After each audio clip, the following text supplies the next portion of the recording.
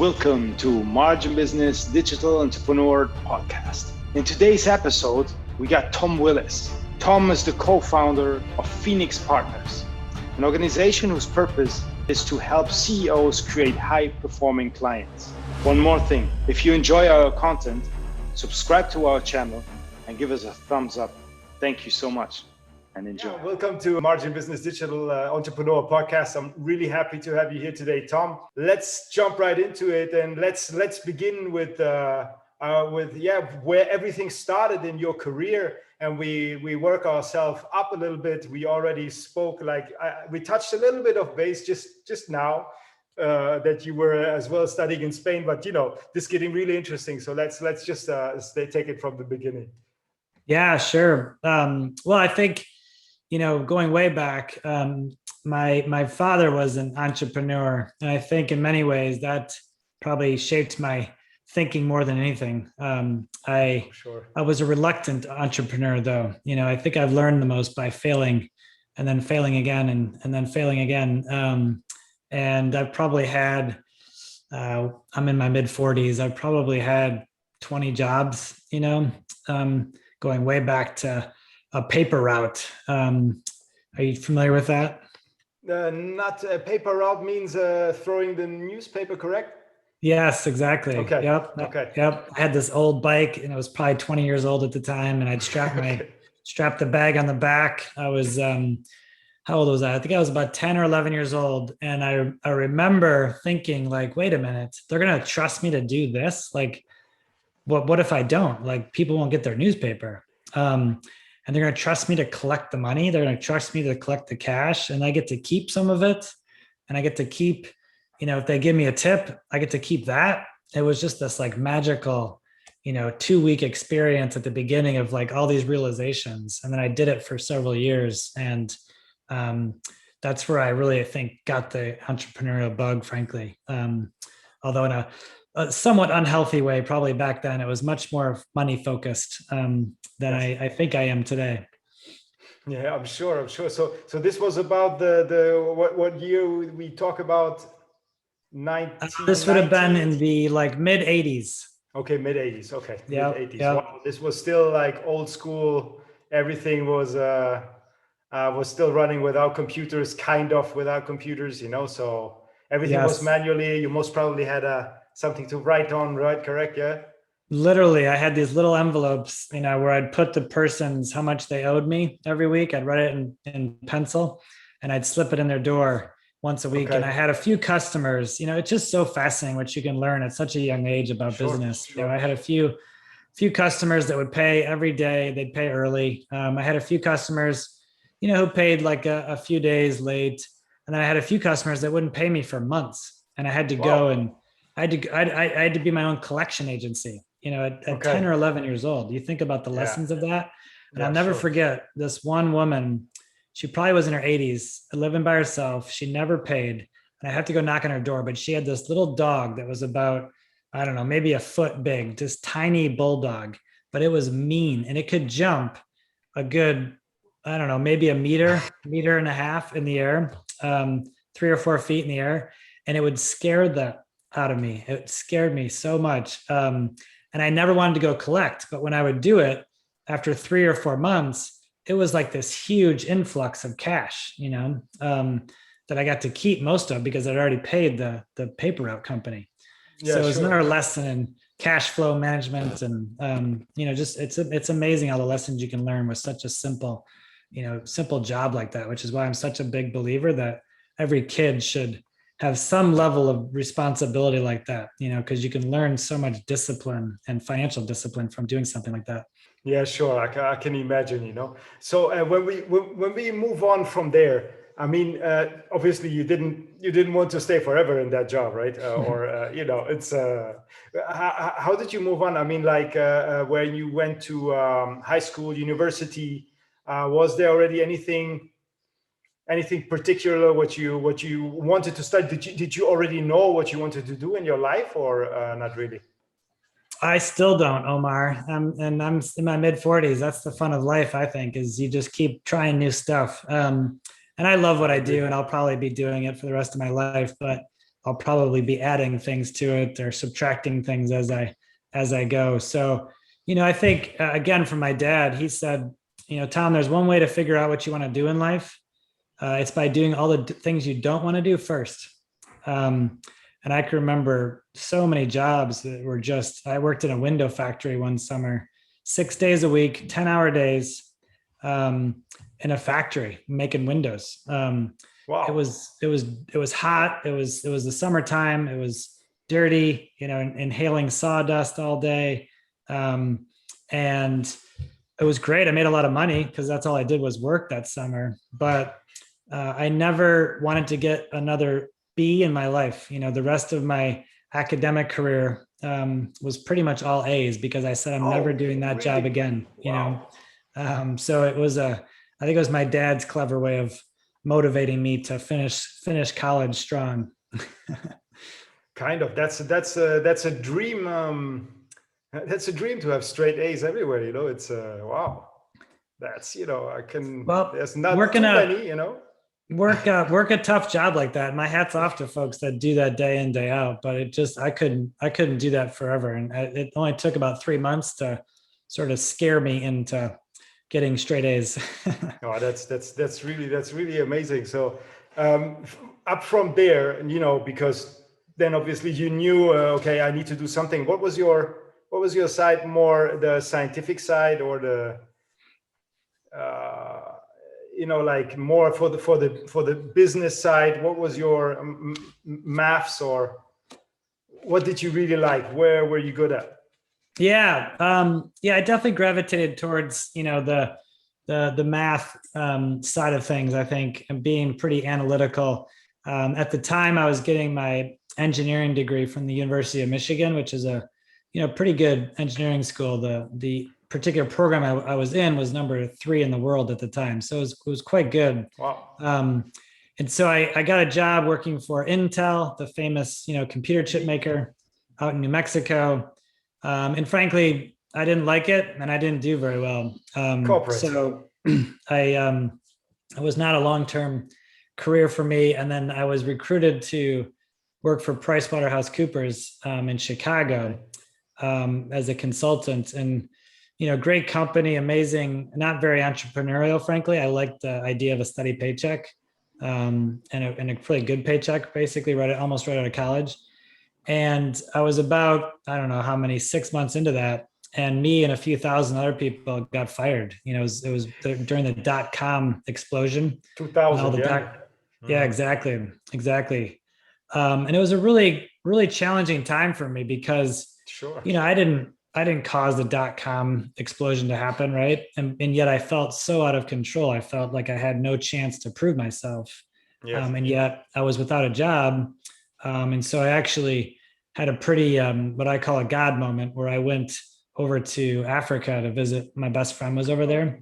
Okay. And I spent some time in Tanzania helping him with some different things, including teaching kids. And it was just such an awesome experience that it really changed my life. It changed my trajectory in many ways. So I decided to come back to the States and start teaching and working in some schools here in Detroit, Michigan. So that was a very transformative year of my life. Okay, that's wow. That's I mean, it was one of my dreams to go down to to either it was Tanzania, Kenya, to help, and it's still my plan. Yeah, I can't recommend it enough. It's such an eye opener, and there's a lot of things that will stick with me forever. But the one that really stuck was that, a lot of the folks we were working with, they didn't have much of material wealth at all, if anything, frankly. They're living literally on dirt floors with, yes, what metal they can find to build homes and whatnot. And yet they were so content, most of them. There was always a smile on their face. They were always very welcoming and just warm, that I think a lot of people here that have millions of dollars could learn from, that are not content. So money, it was a great example for me of like, money really doesn't buy happiness. It's important. Money is hugely important. Don't get me wrong. It certainly helps, but it doesn't guarantee happiness, is maybe the better way to put it. Yeah, sure. I mean, we all need money, and it's great to have it. It will make a lot of things easier.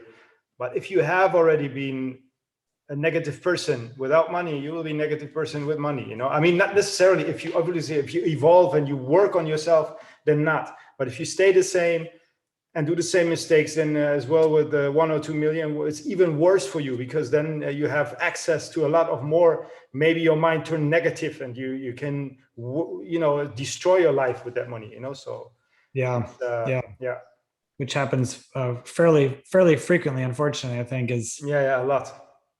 I know. So yeah, how much time you spent in Tanzania? I was there for a little over a month. Okay. Back in that was also 2000 or 2001, right around there. Okay.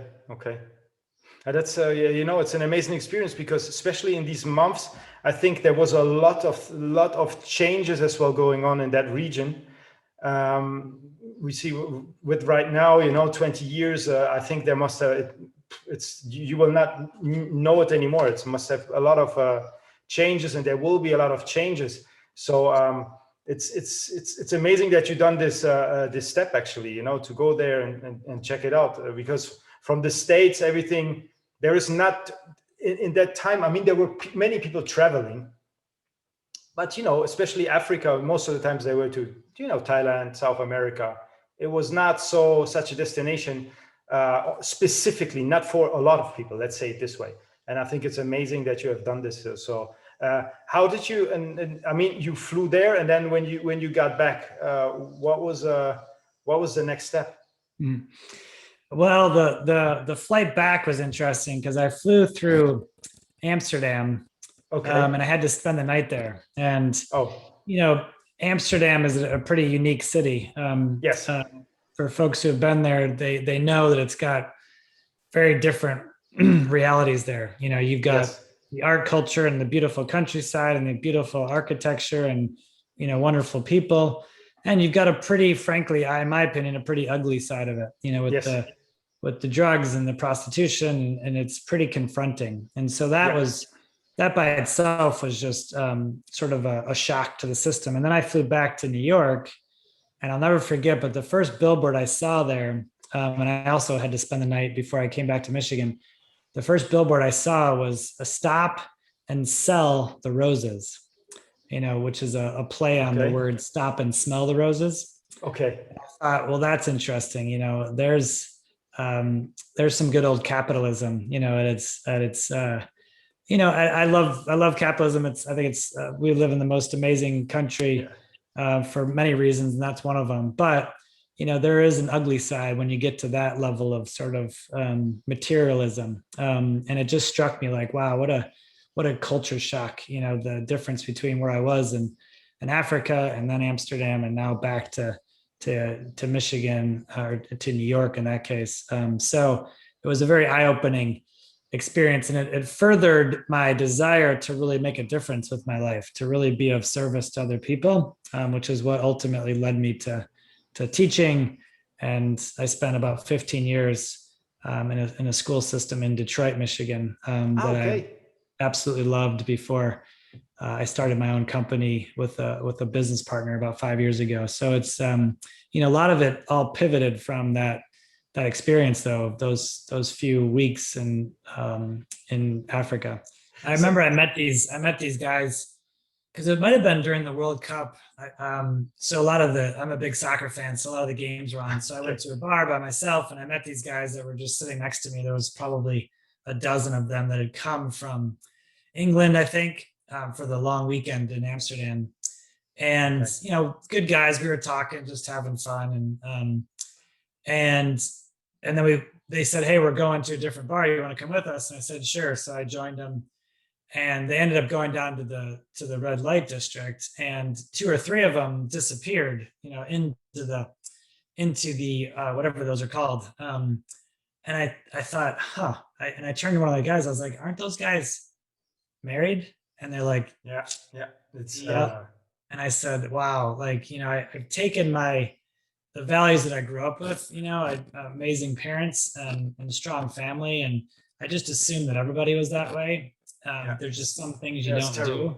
Yeah. It was a really eye-opening experience for me of like, wow, there's values aren't the same values everywhere, you know? No, that's for sure. You know, that's why it's always important, I think, to keep a close circle, you know, with people, you know, and if there is, I mean, there can be always new people, but always to double check and to, you know, to see exactly if they make sense in your circle and what are they given to you, you know, because now we don't have time anymore, you know. It's you know, you mentioned you're 45, myself same age, so there is no more time, you know. We have 50% already, most of our clock is already running, so we really cannot spend our time wasting it. So every minute is precious, and as well the people we engage with or we talk with, it needs to be either productive for them or productive for us, you know. Yeah. So I completely, you know, it's for me, it's now the race is on, you know. We just have to make sure that we get clean through, you know, that everything is in order.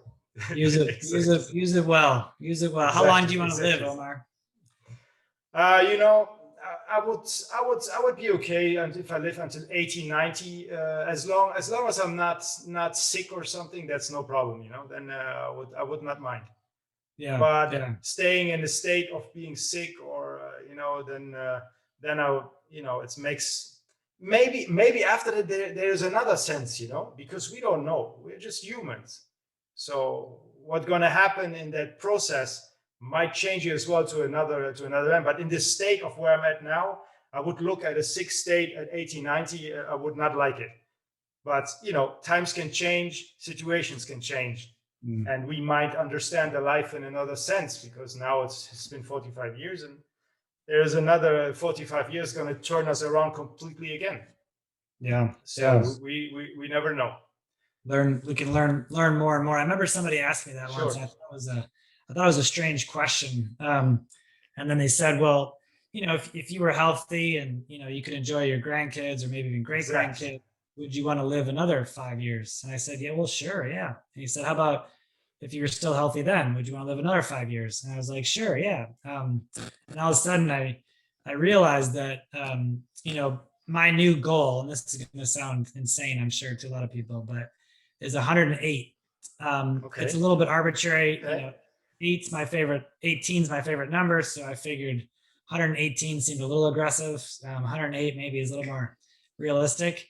But just declaring that a few years ago, I've noticed has actually changed my thinking around some things. You know, it's created a different goal, you know, way out in the future, so that you know, I'm eating better, I'm exercising, you know, much more frequently. I don't have to think about it anymore. I just go and do that stuff. And so it's just an interesting exercise, I think, for all of us. You know, most people will say, well, my grandpa lived to 85 or my grandma lived to 90, and so, you know, I want to live to that, as opposed to thinking about it from much more of a, well, what would be ideal? You know, I know you can't control things in life. That's up to a higher force, but we do have a role to play, you know, and if we get more people thinking in those terms, I think we'd see a huge reduction in, you know, obesity and just all the problems that faces. You know, you'd have people making better decisions day in, day out, because they've got a bigger goal in mind. Yeah. I think you're kind of right, because what I have sometimes the feeling that most of the people try to push this away, that they actually think that tomorrow it can be over. Okay, so we never know. So let's do this day where we in now, do the best things we can do, help the most people we can do the best deeds we can do, in order, because tomorrow we cannot wake up, you know, or we can go another 45 years, which in both senses, I mean, we get more time in the 45 years, but still, if it's over tomorrow, are we ready for that? Mm-hmm. That's the big question. And most of the people don't ask this question. They just go on and go on. And I think when then the time hits suddenly, and they realize, oh, it's done, it's over, then it's going to be too late. So I don't know how to. It's very hard to approach anyone with this because everyone obviously thinks different, and everyone is most of the people are afraid, like afraid to talk about this, afraid to bring it up. But I believe that death or the next, or if you live 45 days, this needs to be every day on your mind. Even more than every day, you need to be reminded every few minutes. Obviously you should not like all day long just wait. No, but you need to be reminded all day long. It's like that. It's we're not here forever, and nobody before us has been here forever, and we all have to go. That's just a fact. And if we can be healthy in body, healthy in our mind, and animate others to do the same, then I think there should be no problems in the world, but the negativity we have, especially through the media, is not so easy to manage for everyone. Even for me, I'm the first one sometimes going, okay, let's check what's going on Yahoo. I fight myself, and I'm like, okay, that's it, stop. Yeah. I remember a friend told me probably about 10 years ago now, maybe more, 15 years. He said he just doesn't read the news. And I was like, what do you mean? He's like, I don't read the news, Tom. I don't watch TV. And he's a CEO of a company that has multiple locations across multiple states, thousands of employees. And here he was saying, I don't read the news really, and I don't really watch TV. And I was like, you can't do that. And then I was like, well, yeah, I guess you can do that. You just have to make that choice. And so I started doing it, and I basically keep my sort of news updates to probably 5 minutes a day. And I probably watch 30 minutes to an hour of TV a week. And that's it. Okay. And yeah, that's I can tell you that I am not missing a damn thing. And it's certainly my life is better because, media is not medium. It's not news anymore. It's all storytelling. It's all,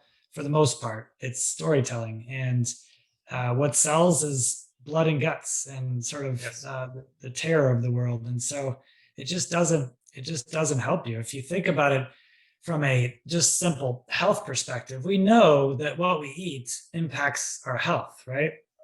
Like if you eat garbage, you're going to feel like garbage in, garbage out. Yeah. And the same is true for mental fitness, mental awareness. If you feed your mind garbage, guess what? You're probably going to have a rough time. You're going to have bad thoughts. You're going to spend more time in anxiety land. And so being really intentional about what is my mind digesting? What am I allowing my brain to take in? Is such an important question, I think, for all of us to ask ourselves. I mean, I think we're all guilty of sometimes drifting and finding ourselves maybe like watching a movie or watching a YouTube video, which we should maybe not have watched, maybe news related or anything, like you said, bloody, or any short movie or a Netflix movie, because then your brain actually is going straight in and thinking, oh, what's going on? It's like sometimes, like I said, the brain cannot differentiate it's reality or not. That's why myself, I try not to watch any movie, any television, or anything which I think would destabilize my being or my thought process.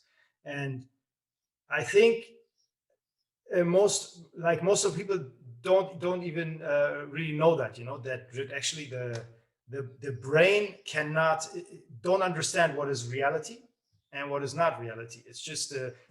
If you look outside, you see a palm tree, and you watch the television, you see blood. The brain just obviously it tilts and it gives you nightmares. I think it's a very simple reason. So I'm trying to going after this. Yeah. If you want to change your life, you got to change your habits. You've got to figure out, what am I feeding my brain? What am I feeding my body? What am I feeding my soul? And you start to change those habits, and your life will change. I'm 100% sure. It's actually not.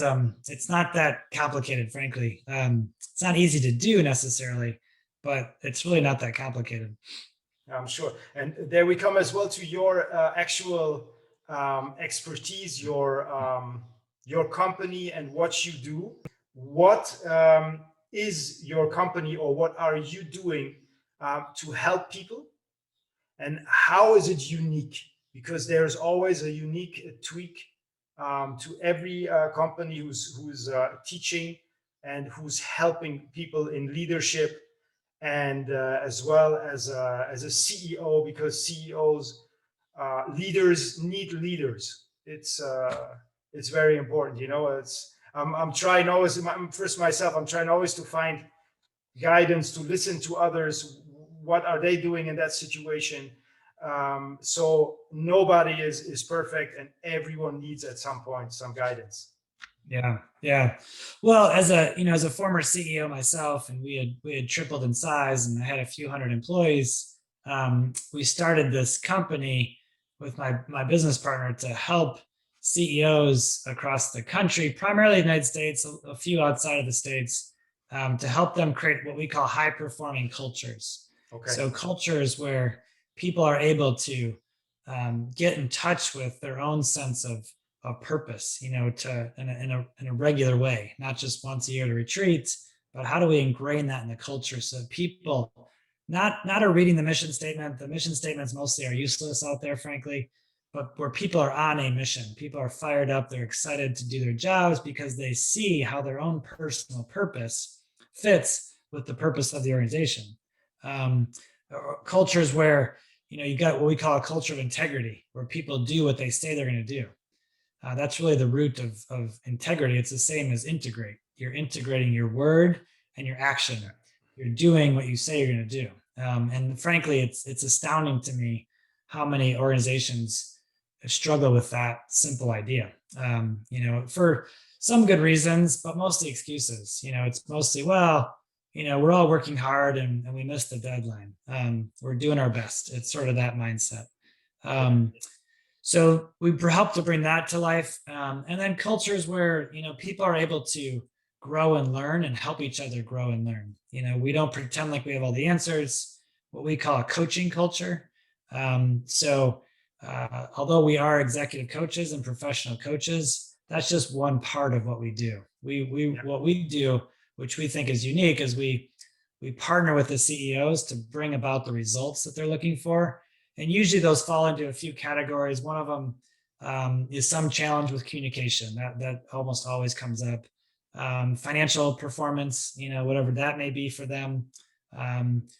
We've helped organizations that were bleeding money, you know, turn that around and become positive.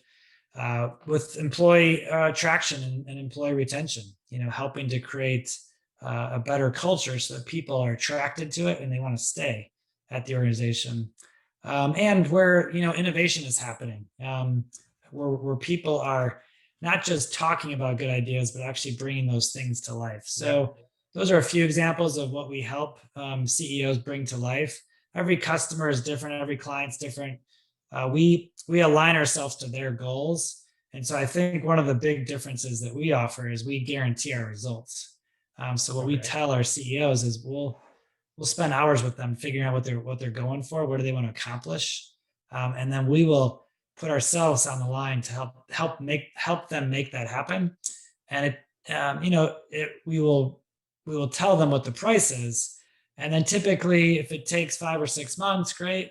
If we're not there yet, we need to do 7, 8, 9, 10 months. We'll do those additional months for no additional fee.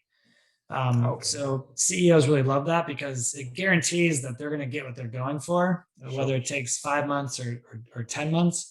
But it also guarantees us that, I don't mean this to brag, but literally we have probably a 99%, you know, client satisfaction rate because we just keep going until they get what they came for. So it's as well personal, right? Not only professional guidance, as well in personal coaching, right? So yeah, absolutely. I mean, that's part of it. You can't. There's no such thing. There's no such thing as a divided person. You know, there's not. the face I put on for work and the face I have at home. People think they're good at that, but the reality is most of us, we can't do that. We can't separate ourselves like that. We are human. We are one human being, and it's really hard to separate that. So there's times where you've got to coach the whole person, where you've got to get people to realize that, what's going on maybe at home is impacting their work quality. Yes. You have to help people have those realizations so that they can be more effective at home and more effective at work. And frankly, one of the things that I love most about my job is when people say, you know what, this has been so helpful for me at work that it's actually made me a better parent or a better spouse or a better son or whatever. That's a lot of fun. Yeah. That's when it warms my heart, because you've made a difference in how they see the world and how they sort of think and behave.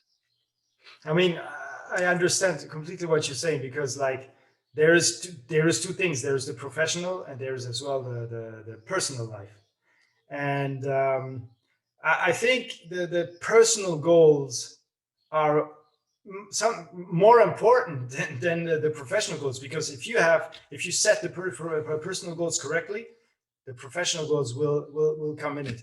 Because the most important, I think, is the guidance within, and with this, when the right guidance came, I mean, when you understand what you actually want and what you're doing, then the rest can come.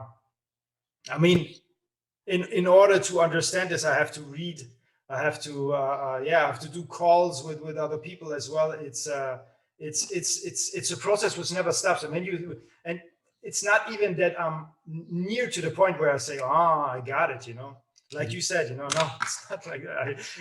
When I'm near the point I got it, I'm like, okay, no, please let me don't think it, because the next day I would say like, I don't know anything actually, and this is